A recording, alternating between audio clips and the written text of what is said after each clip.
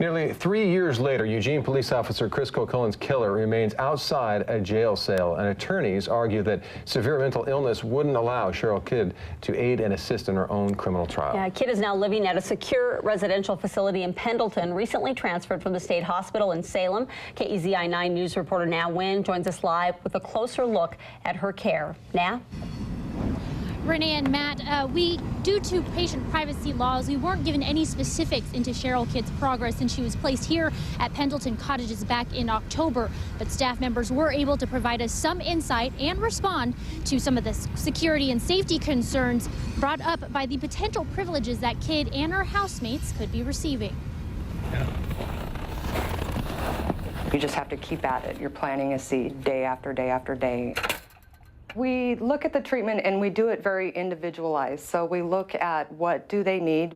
At Pendleton Cottage, the idea is to attack mental illness from all sides, with varying forms of treatment serving as seeds. So we have a gardening group, so they can get out and garden and things like that. Anger management classes, behavior therapy. We also have what we call painting the haiku, which is kind of an arts and crafts group that they can go to.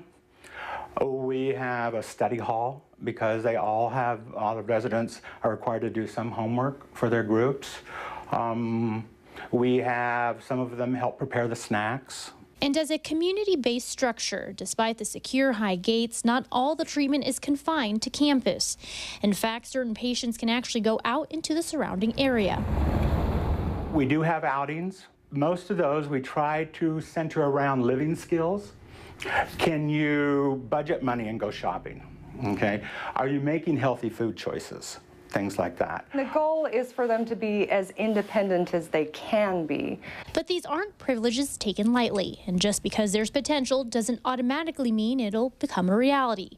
Such changes in treatment must be approved by the Psychiatric Security Review Board in order to ensure the safety of the community as well as the patients. The people that we work with are also afraid going forward, depending on what their mental illness is as they're going forward into the community. It's a very big and scary step for them. That's a lot of the reasoning behind the activities, and while it's difficult to see past the wrongdoings, staff members hope the public sees the actions aren't of their own accord. Once they begin to get the medication and the treatment, you start to see the real individual that is underneath all of the horrible things that an untreated mental illness can do to someone. And these outings are just one part of a bigger picture. You're planting a seed, and you could be getting lucky throwing out 2 seeds, or you might have to throw out 100 or 1,000, but eventually you're going to hit fertile ground, and it's going to sprout, and it's going to bear fruit, and it's going to be productive.